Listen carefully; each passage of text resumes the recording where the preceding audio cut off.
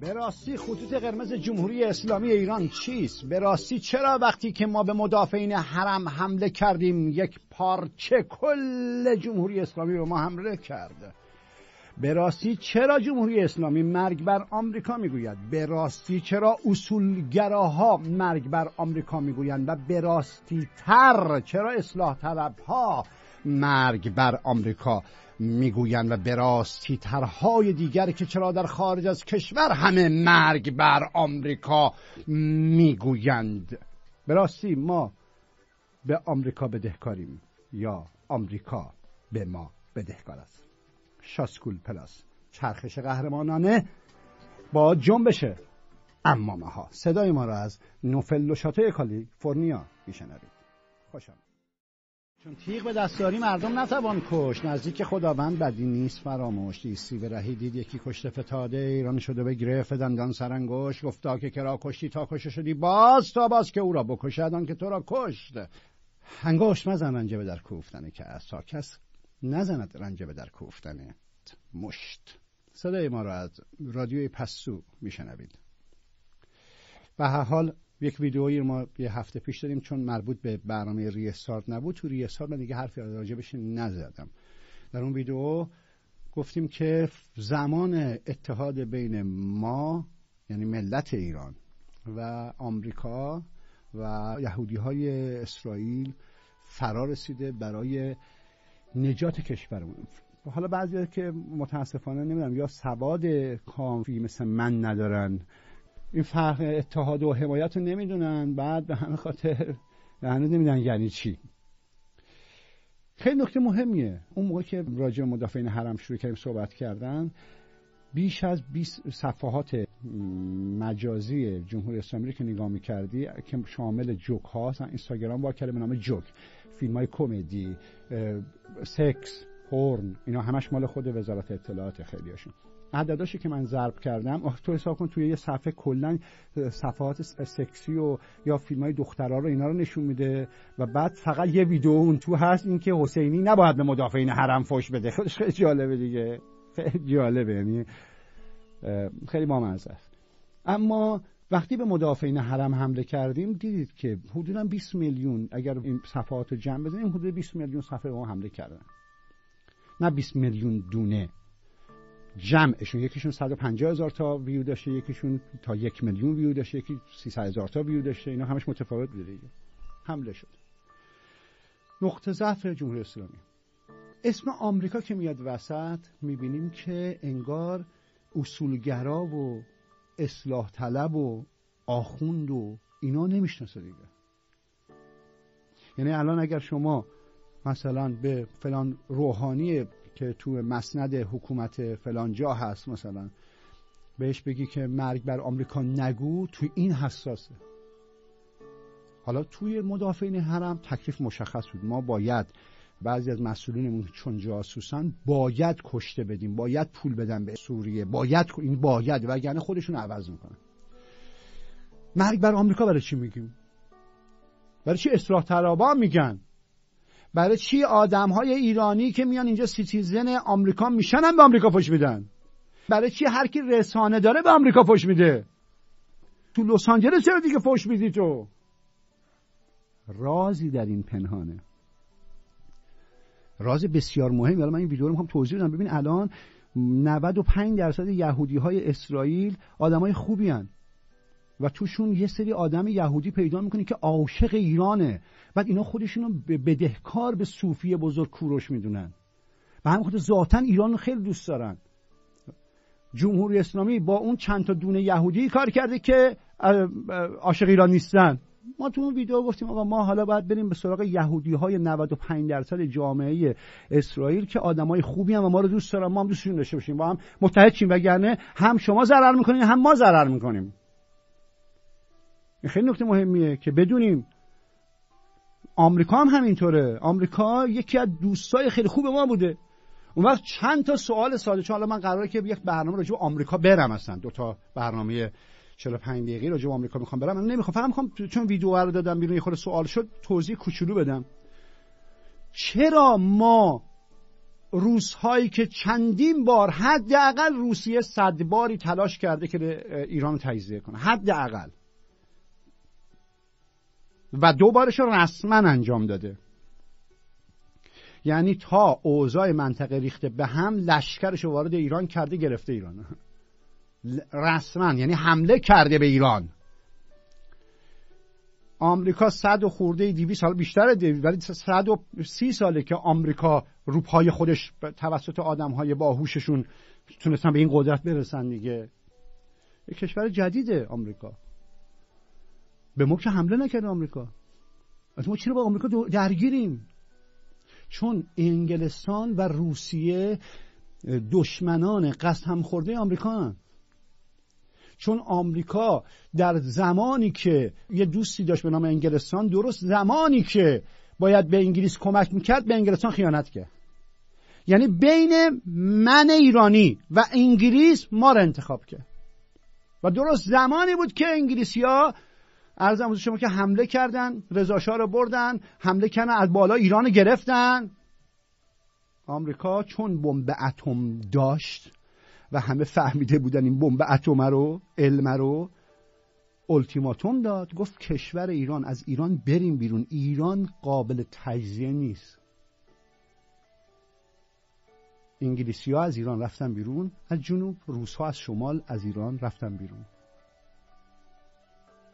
که بعد محمد رضا شاه اومد، بعد از اواخر حکومت محمد رضا شاه یه چرخش عجیب از محمد رضا شاه ما یهو میبینیم که یهو کشوری که نگرشش در حال رفتن به سمت تصوف توسط باباش، نه اینکه باباش نه صوفیه نه چیز بوده، ولی به هر حال نگرش عرفانی داشته و بهش گفته بودن تو شاه میشی و بعد این کارا رو بکنی و داشت میخوند واقعا. بعد میبینیم که توی اواخر عمرش محمد رضا شاه یه اشتباه بزرگ میکنه و آخوندا رو بها میده، حالا یا برای تغییر رژیم میترسیده یا هر چیزی، یا اونی فلسفی میاد سخنرانی میکنه. باباش با لگد میره تو امامزاده ها، میگه آقا پول برای چی میدین امامزاده ها؟ با لگد میره تو شکم آخوندها جمعشون میکنه، پسره میاد بها میده. بعد میبینیم که گروه های چپ هم عرضم حضور شما که توی دوره خیلی کوتاهی شروع میکنن نویسنده دادن بیرون و شاعر دادن بیرون و اصلا خب برگردی اونجا نگاه کنید. بعد آخرش هم میگه که به ما چشابیا مثلا باج نمیدیم و باز هم آمریکا شاهو بر نمیداره، انگلستان دوباره شاهو بر میداره. چجوری شاهو بر میداره؟ خیلی جالبه بدونید آمریکا بازم خیانت نکرد. نیکسون دوباره فوت شاه در مصر میره اونجا، آمریکا دیگه کمک نکرد، باید فوش بخوره. حالا اینا میگم برای کسانی که گرش دارن که آقا کارتر اومد شاهو برد. نه آقا شما یه رفیق صمیمی بودی، شما گفتی من دیگه نمیخوام باهات حال کنم، اونم گفت من دیگه کمکت نمیکنم، کمکت نکرده. قبلش میگه کمک کرده، احترام بهش گذاشتیم. تازه خدایی شاه کجا، اینا کجا؟ اینا رو میخوام بذارم کنار. اصل سوال من از جمهوری اسلامی الان اینه که تو شنونده باید فکر کنی روس ها 100 دفعه به ما حمله کردن، 100 دفعه برای تجزیه ایران تلاش کردن، انگلیسی ها 100 دفعه و 2 بار هم انگلیس هم روسیه تمام زورشون دارن که ایران تجزیه کنن. حمله نظامی کردن تو ایران. و تو چطوری عاشق روسایی؟ فقط سفارت آمریکا رو ما باید بریم بگیریم، گروگانگیری کنیم؟ فقط مرگ بر آمریکا بگیم سفارت نداشته باشیم؟ انگلیسی ها همینطور سفارت دارن. حالا بعضی موقع احزابشون عوض میشه، یه خود جیغ و داد میشه، سفارت ها کوچولو گنده میشه. اونم به خاطر اینکه انگلیسیات بیشتر طرفدار هاشمی رفسنجانی هستن مثلا تا شاید مثلا آقای خامنه‌ای مثلا میگن، یعنی بیشتر اصلاح طلبی نگاه میکنن، دینی نگاه میکنن. مثال میزنم، اینا مثاله. و بعد مثلا تا جنبشی اتفاق میفته برای اینکه مثلا به این گروه کمک کنن میخوان نگرشون دارن. و همونطور انگلیس اصلا مخالف تغییر رژیم در ایرانه. انگلستان اصلا قسم خورده میلیاردها دلار بیچاره خرج کرده انگلیس تو ایران. انگلیس پدر خودش رو در آورده که تحریف کنه کتابای مولوی و سعدی و حافظ، این همه به نویسنده‌های ایرانی پول داده. بعد حالا وارد ایران شده، حالا حکومت دست آخونده، حالا ما بریم ازشون بگیریم. اصلا سکته میکنه، چون میدونه انگلستان وقتی که تصوف کشور به سمت تصوف بره، انگلیس دیگه تا 500 سال نمیتونه برگرده. اگر نمیدونست که حمله نمیکردن رضا شاه رو بردارن که. روس ها هم همین. حالا ما چرا به راستی باید به روس ها و انگلیسی ها که به ما رسما خیانت کردن و اثباتش خیانتشون هست فوش ندیم؟ بوس کنیم همدیگر رو، همینطور بیان کار انجام بدن؟ و آمریکایی که هی به ما محبت کرده ما باید بهش فوش بدیم؟ خیلی جالبه. اینو گفتم برای اینکه تو حواست جمع باشه که نقطه ضعف جمهوری اسلامی یکیش همین آمریکاست. چرا؟ چون روس‌ها اگر مسئولین نظام به سمت آمریکا حرکت کنن، روس‌ها همون صبح 50 تا کودتای بمبی میشه، شروع میکنن قلقم کردن و میکشن. انگلیسی هم همین کار خواهند کرد.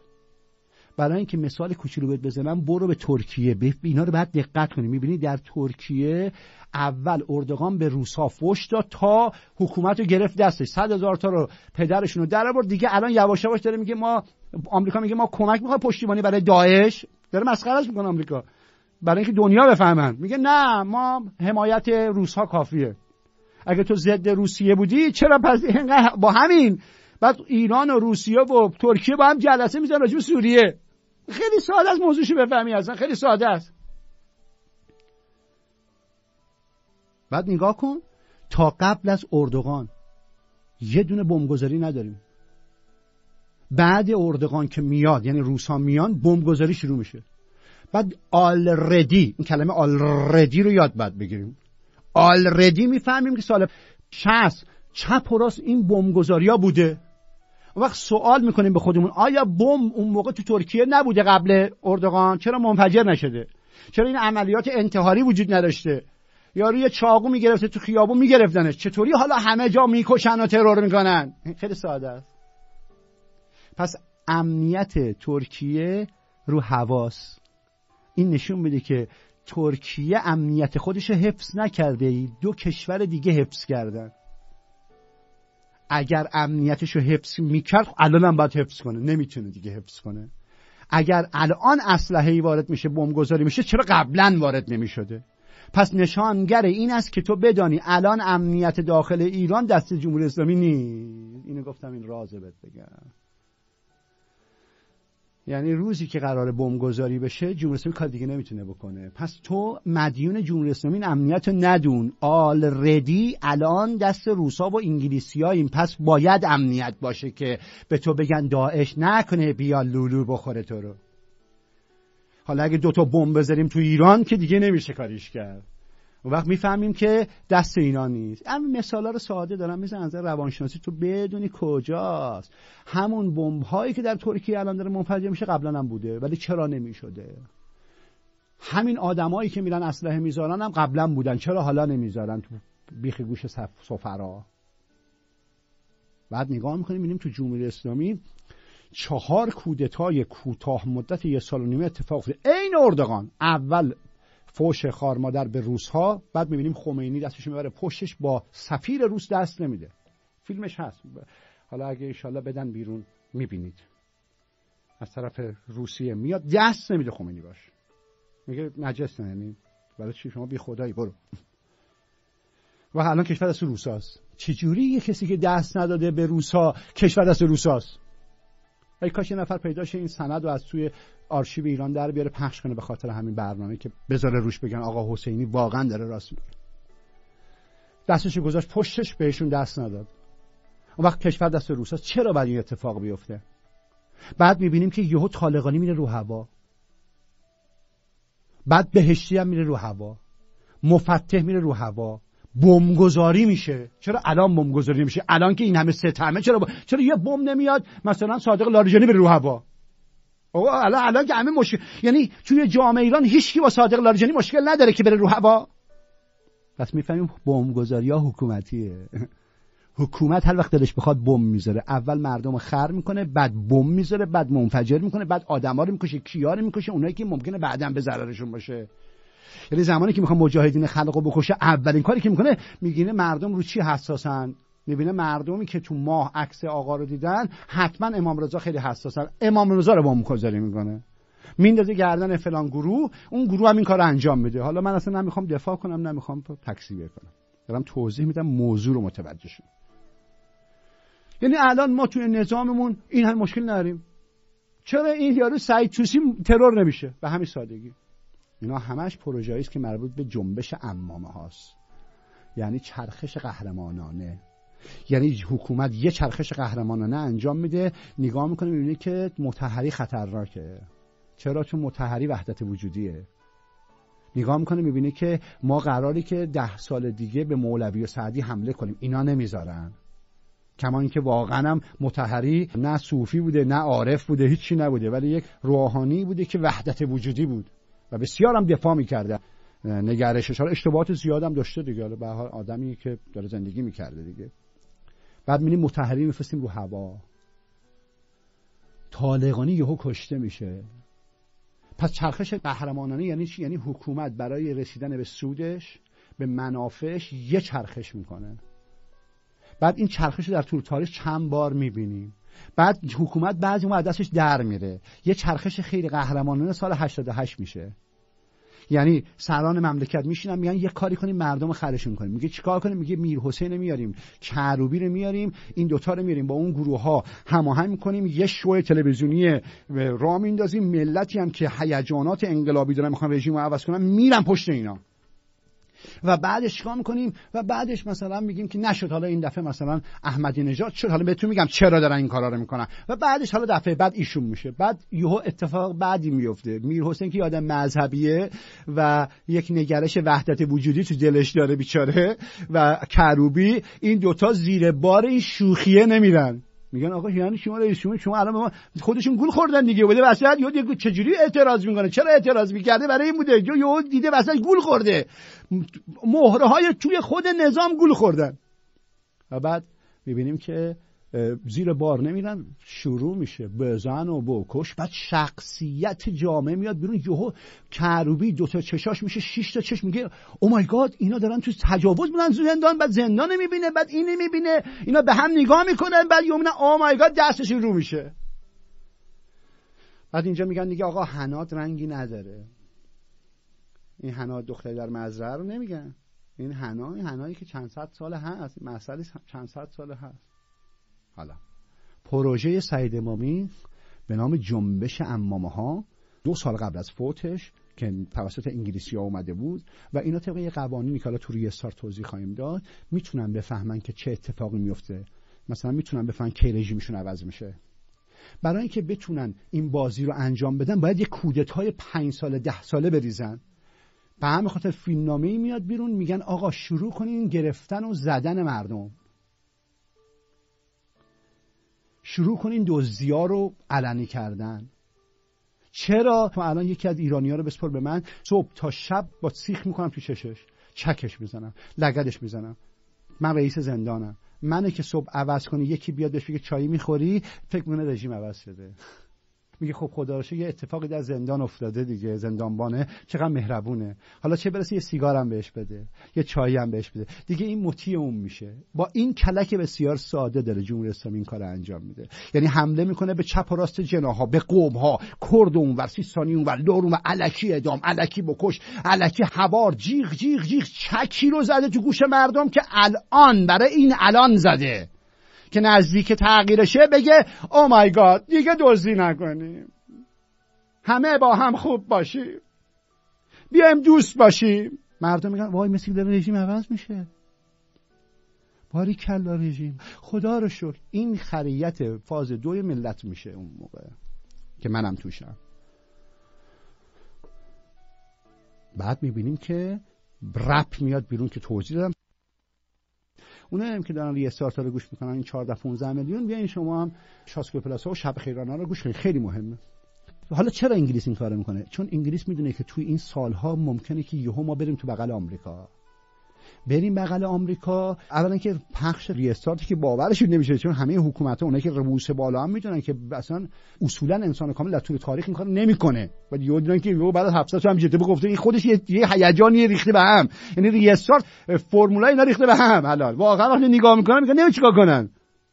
بغل بیخ گوشه مثلا فلان مسئول رده بالای نظام یه بادیگاردی وجود داره که یهو ریستارتی شده، بدون که بفهمه ویروس آنتی ویروس دیگه میره توش، یهو تغییرش میده، شجاع میشه، میشن پارتیزان ریستارت. نمیدونستن اینا رو. اینا واقعا میدونستن. اینا شما اگه میرفتید مثلا پیش مسئول نظام میگفت آقا احتمالاً ممکنه یه برنامه مثل ریستارت بیاد بیرون، گفتم نه بابا بعد اجازه شوخی نکن 700 سال نیومده. نه بابا خیالتون راحت باشه، همین اتفاق نمیفته، بخوریم بریم. بعد دیدن یه انسان کامل این دوری اتفاق عجیبی افتاده. خب بعد چی میشه؟ میبینیم که چرخش قهرمانانه به وجود میاد. چرخش قهرمانانه وقتی فشار به ملت زیاد اومد، حالا میبینیم که دونه دونه دارن لو میدن. چرا انگلیس داره این کار میکنه؟ که ما تو بغل آمریکا نریم. این دوباره میخواد زیر مجموعه همین حکومت انگلیسی روسی ما بمونیم. باید حفظش کنه. حالا برای ریستارت نمیدونه میخواد چیکار کنه. چون من با یکی از اونایی که صحبت کردم میگفت تو یه دونه موشک بلند کردی آقا حسینی، بیا بچسب به سریال و فیلم‌های سینمایی که میخوای بسازی و اینا، یه موشک بلند که تو خرپشته نمیره. یه انگلیسی اینو گفت. بعد حالا موشک رفته بالا، یه کارش نمیتونه بکنه. خب بس چیزی میشه. بعد از میبینیم رپ ها میاد بیرون بعد از پروژه سعید امامی. بعد دوبس ماده ها شروع میشه، شو را میدادن، برقا خاموش برقا روشن، لخت بشیم بس سینه رو بده، سینه بالا سینه پایین، بزن تو سینه‌ات. بعد میگه حسین لباش چطور بود؟ همه میگن سفید بود، سیاه بود. حسین چرا گناه نکرد؟ گناه نبود، خدا بود. همینطور مثل من که الان ساختم اونا میسازن. بعد وسطش میگن سکوت. حالا بعد تمرین کردن. ببینید مثلا 500 نفر 1000 نفر اونجا بشدن، مگه عین گروه سرودن، تمرین دارن، میرن تو مصلا جمع میشن تمرین میکنن. بعد میگه حالا دو سینه توپ سه سینه توپ رپاندو، همه میگن تپندره شبندا. یاد اون فیلمی میافتیم که از تلویزیون پخش نشد، میگه منم این سرم و این بدنم، این عضلات گردنم. بعد میگفتش که نمیدونم دشت بدا پرشتو، مردم میگفتن پرشتتا ترشتو، همه میگفتن ما. وگرنه یارو شما نگاه کن تو مداحی 4 بیت دارن، اونایی که پایینن میخونن که به والله من همین الان این 4 تا بیت واسه بخوام نمیتونی حفظ کنی. با 8 دفعه هم نمیتونی. میگه که ای سر به چشم گوش ما ارباه با ارباه بیا وردا برای عاشق، از نمیشه حفظش کرد. اینا حفظن همه 5000 نفر با هم میگن ای به گوشه که همه گریه میکنن. بعد یادشون رفته که هی عجله فرجه هی بگی و عجله فرجه میاد. یاری حساب داشتی میدن رو هوا، میرن رو هوا. پس بعد از پروژه رپ و پروژه سکس و سکس‌های گروهی و پروژه های که انگلیس نوشته بود که تمام زورشو داره میزنه که رژیم واقعا تمام زورشو میزنه عوض نشه، واقعا با تمام قوا داره میزنه، واقعا من خسته نباشید میگم بهشون، واقعا داره زورشو میزنه. اگر انگلیس اینقدر که وقت تو این مدت صرف جمهوری اسلامی که صرف کشورش کرده بود، به زودی‌های آینده که اتفاقاتی قراره تو کشورش بیفته نمیافتاد. انرژی گوشه سر اینجا نمیدونه چیکار کنه، این بپره تمومه. بعد چرا؟ چون برای تغییر رژیم تو باید پروپوزال داشته باشی. حالا میبینی یک کشوری به نام کشور تصوف پروپوزالش هم 100,000 ساله است. رهبر کاریزمایی توش تولید میشه، خرد جمعی. او مای گاد بهترین گزینه برای گذاشتن رو میز آمریکاییاست که بگن آقا اسلام میره، که اسلام شاخه یا تصوفه، میره یا تصوف میاد، همه ادیان آزادن، همه عشقن، همه بخور عشق کن. جشن 2017 میلادی رو همه جشن میگیرن، مسلمان شیعه و مسیحی و اینا نداره، همه خوشگلن، همه نازن. این میشه پروپوزال. خب بعد از اون چی میشه؟ منتظر بودن این بدبختا پروژه رو بدبخت نوشته بودن. بعد از ماده های دوبسوب چی میشه؟ چرخش قهرمانانه آخوندا. آخوندی که از اول انقلاب تا الان حرف نزده، لا حکومت بوده، حکومت لاش بوده، هر دو لای هم دیگه بودن، الان میاد میگه مردم فقیرن، مردم ای مسئول دوست، ای پیکان ساز، ای داروخونه ساز، ای یهو چرخش قهرمانانه میشه. اینا شعارم ساختن، همون 500,000 نفری که با هم گروهی تمرین کردن، همون پایین نشستن با 3 تا کلمه بهش گفتن کجا گریه کنی، همه گریه میکنن. این شعار تفکری. کار این چیه؟ کار اینه که الان بهش گفتن آقا ریستارت، ریخته همه رو به هم، فوش بده به زن بچه مسئولین، فوش بده. حالا به زودی میدن، هنرمندا به زودی شروع میکنن، تلویزیون‌ها شروع میشن، همونه که بهتون گفتم همش میشه. فوش رکیکه. حالا روسری نباشه سرش، دلش با حسینه، بذار لخ بیا، دامن کوتاه باشه، حالا با مایو بره دریا، چه اشکال داره رأس حسین ابن علی بیاد اینجا، حالا 2 تا لبم بیشتر، اشکال نداره، دلو بچسب. 4 تا جمله هم ریاست خدا رو شکر داره پخش میکنه، دارن یاد میگیره یواش یواش. بعد شروع میشه باهوش این نوشته شده است. چرا؟ چون مملکت داره از دست میره، باید یه چرخش قهرمانانه باشه. بعد میبینیم که مسئولین این کلمه رو استفاده میکنن. چرخش قهرمانانه کد نازیه، حکومت هیتلره. برای اینکه بدونی خیلی جالب، بعدا من راجع به هیتلر صحبت کردم میفهمید. چرخش قهرمانانه یعنی تجاوز به زن و بچه خودت برای حفظ حکومت. چرخش قهرمانانه یعنی اگر به زن و بچه‌ت هم تجاوز شد سکوت کن. 500 نفر قرار شد اعدام کنن، سکوت کنن. لیستو نوشتن، گفتن آقا مثلا صادق لاریجانی باید اعدام شه، نوشتن. گفتن اشکال نداره ولی بچه‌ها زندگی میکنن. چرخش قهرمانانه یعنی حسین رو بفرست رو هوا، اشکال نداره، فوش بده، اشکال نداره. چرخش قهرمانانه یعنی برگشت. چرخش قهرمانانه من یه بیت میخونم برات، یعنی تا توانی گوسفند لنگ باش، گله چون برگشت پیش آهنگ باش. این میشه چرخش قهرمانانه. این بیت رو از حسینی یاد باشه. من 13 سالم بود بابام اینو میگفت. بعد یه دفعه رو آنتن گفتن آقا مثلا تو میگید گوسفند لنگ باش، گله چون برگشت پیش آهنگ باش، شاید مردم فکر کنن که منظور یکی از مسئولینی که مثلا شاید مثلا مشکل بدنی مثلا بشه. نخونین. گفتم چشم. تا توانی گوسفند لنگ باش، گله چون برگشت پیش آهنگ باش. بعد میبینیم همه با هم تو تلویزیون انگار مثلا ما گاویم و بابا طالقانی 4 تا جمله گفت دادینش رو هوا. طالقانی اگر الان زنده بود 4 تا جمله میگفت ما منطقی میگفتیم آقا این اقلا اون موقع هم گفت. منتظری اگر الان میومد تو تلویزیون زنده بود میومد میگفتش که آقایون دوز، آقایون فلان، ما میگفتیم ما این منتظریه اقلا یه چیزی گفته قبلا. مطهری اگر زنده بود 2 تا فوش این برانور داده بود به کشورهای خارجی، اینا به خودش یه فوش میداد، ما منطقی میدونستیم میگفتیم آقا اینا یه کاری کردن اقلا. ولی میبینیم اینجوری نیست. الان همینطوری گوش جان بتپانیم به اولین مطلب ببینیم. ما الان حوزه علمیه زدیم میری توش، آدم فکر میکنه دبی اومده پاساژ، کولر گازوس بادخونک میزنه، مکاسب میخونه، آمپول میزنه میشه آقا بهجت میاد بیرون. اینترنتی میزنی دکمه رو، امامه آیت الله العظما برو بری. اونا که پوست خربوزه خوردن به مشکل خوردن. 2000 رو توش دقت میکردن، 2000 بیت المال کج خرج نشه. گرانیت میکنیم حوزه علمیه رو با پول کی؟ فکر میکنم توی حوزه شیخ انصاری میاد بیرون، صاحب جواهر میاد بیرون. اینا حرفا من نیست، اینا حرفا حضرت امامه. خیلی هم راحت و رک همینجوری با علما صحبت کرد که دقت کنه تو وجوهات. یک کسی راجع به امام گفته بود 40 سال با خودش کلام. امام 26 سالگی شروع کرد تهذیب نفس. 40 سال یعنی تا 66 سالگی ایشون مشغول خودش بود. یه منبر رفته اول جوونش خیلی بهش حال داد، دیگه منبر نرفت. 4 سال منبر نرفت. خیلی به خودش سخت گرفت. که تو نجف یه کولر نذاشته بود بیارن، گفته بود نه، یه همه داشتن آلمان بیارید. نشتن نیارید. حالا این خوبه رو من تازه گذاشتم. اون شیخ انصاری که میگه خودش یکی از آدم‌هایی بوده که شدیداً احترام به تصوف میذاشته. خیلی جالبه. ببین این خیلی نکته مهمیه. الان میگه گرانیت توی حوزه علمی قم هم شما نمیتونی انجام بدی. تازه اینو الان تازه خوبه است.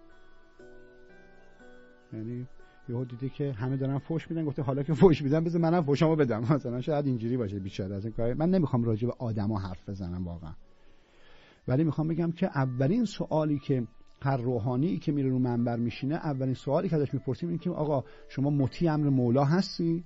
میگه بله من مطیع حسین ابن علی ام. بدون دروغ میگه. من مطیع امام زمانم. میگه خب امام زمان که نیستش که. بدون دروغ میگه. من مطیع انسان کامل الانم، صوفیم. این 2 کلمه رو میذاره بغلم. شما میگی خب اوکی تا حدودی میتونه راست بگه. بعدش هم تازه بازم ول نمی‌کنی، بازم مسیج میزنی به اینستاگرام من، میگه آقا اینه، میگه اینا چون سورس یاد بشه برنامه ریستارت. از اونجا میفهمی کی به کیه. بعدی رو گوش کنیم.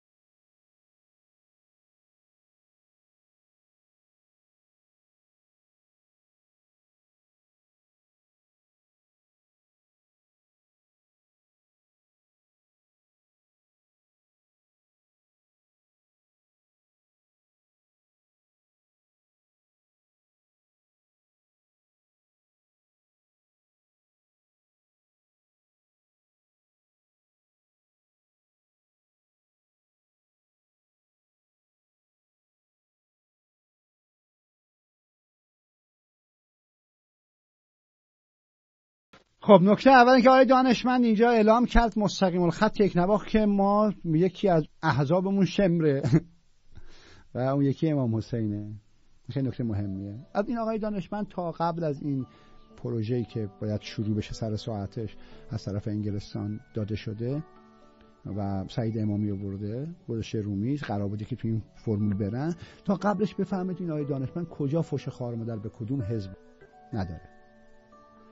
اولا که گر حکم شود که مست گیرن در شهر هر آن که هست گیرن، همه رو باید بگیره. قرارش مست بگیرن باید همه رو بگیره.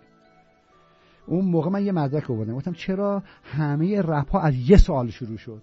رپ مگه هنر درونی نیست؟ خب چرا 5 سال قبل شروع نشده؟ 8 سال قبل یکی بعد رپ میخونده، یهو همه رپر شدن.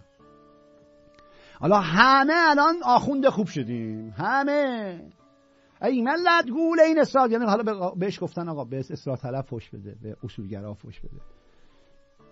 مردم رو باید حفظ کنیم، مردم دارن میپرن.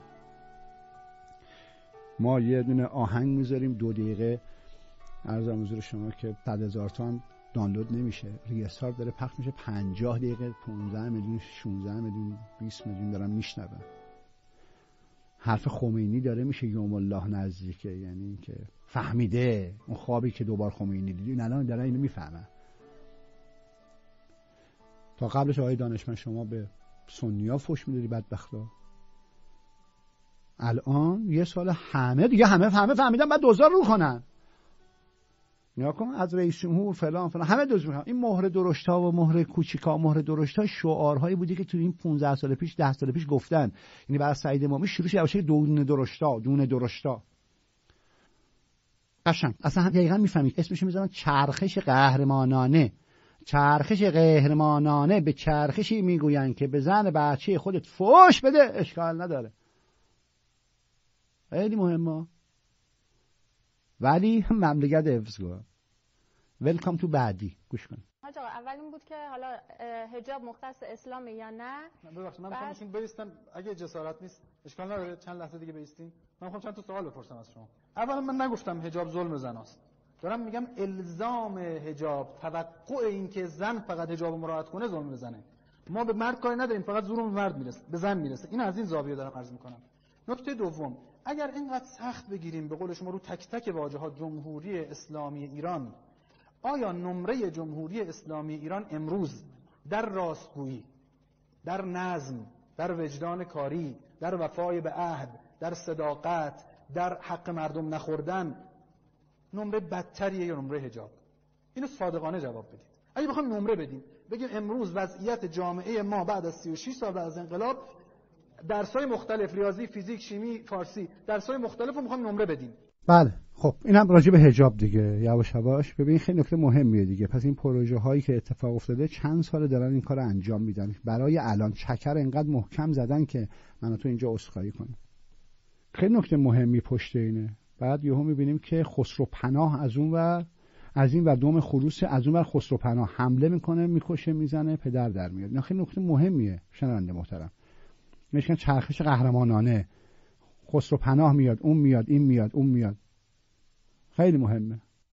خب کسانی که حسرت قدرت دارن، کسانی که دل از قدرت نمیکشن، کسانی که قدرت رو برای خودشون ابدی و مادرزادی و ارث حساب میکنن، اینا تصورات دیگری هم میتونن بکنن، ولی دنیا دیگه به اون طرف نمیره و بسیار سخت برگرد. اینا الان چقدر تلاش شد که نگذارن تو کشور اینترنت باشه، الان اونجوریه. چقدر تلاش شد، چقدر ماهواره رو از بالای پشت بونه ها جمع کردن، من نمیدونم.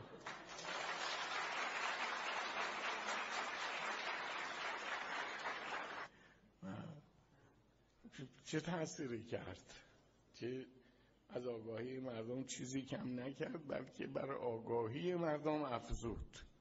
یعنی مردم فکر کردن چرا اینجوری میشه، چی در میاد از این، چه نتیجه ای داره.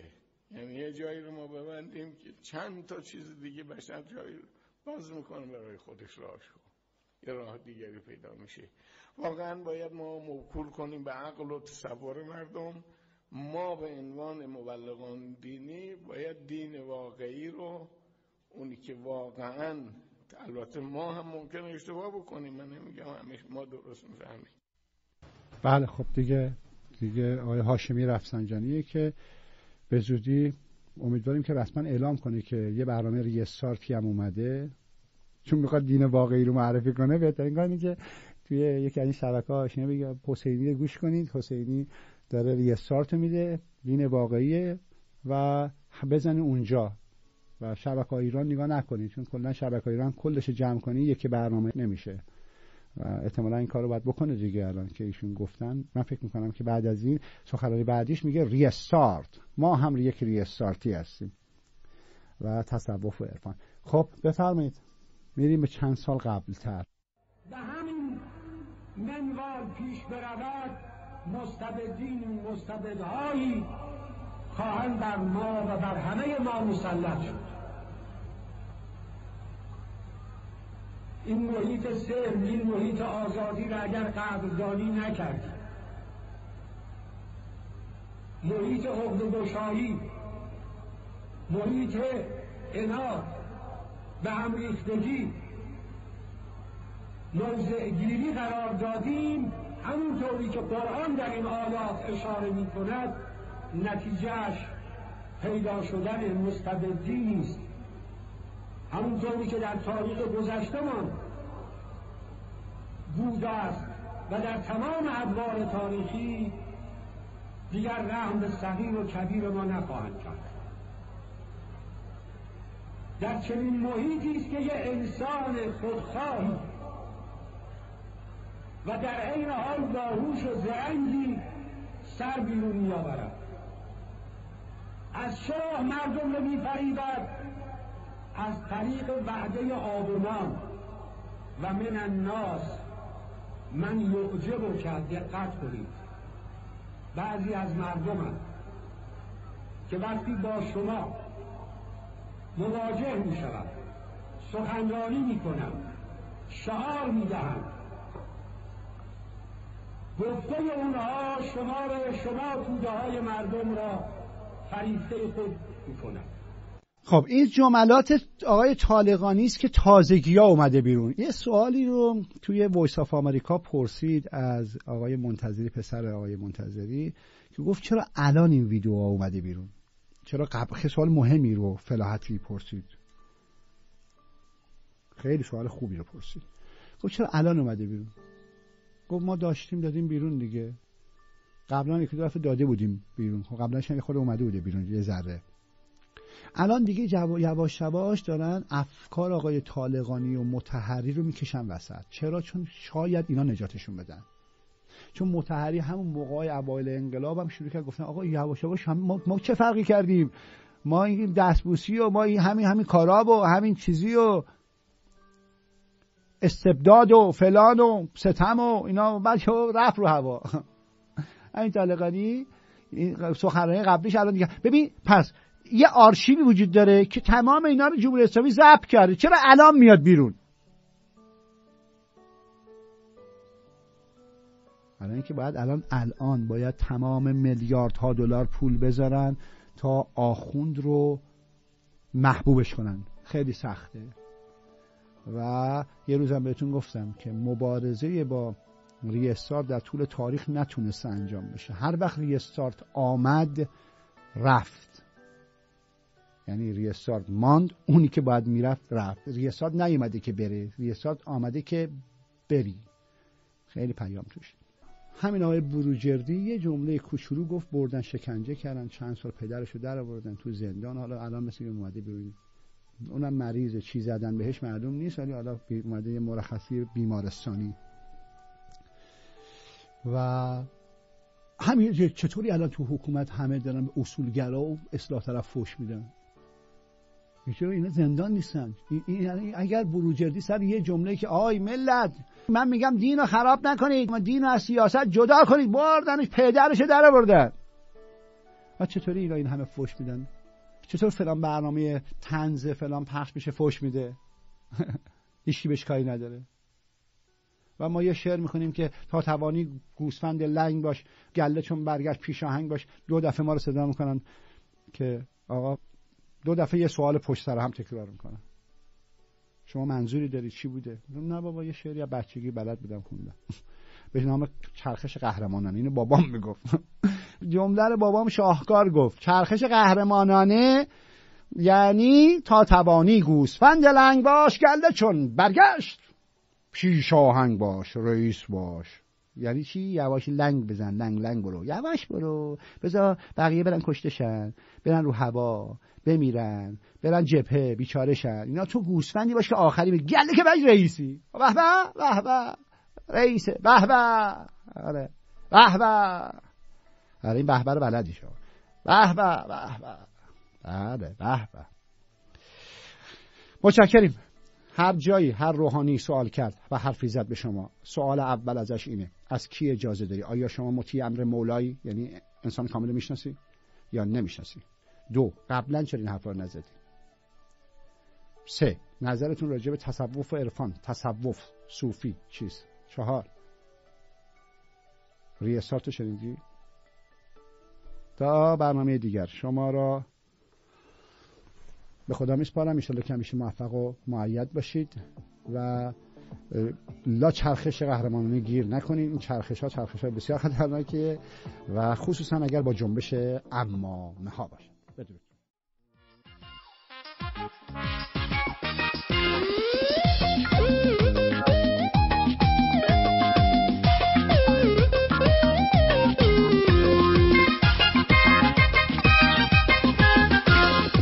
رنگ عشقی سیاه پوشالیه، بدون که رنگ عاشق یه مشکل مالیه.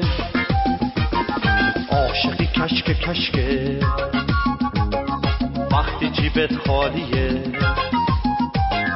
بدون که رنگ عشاق سفید خال خالیه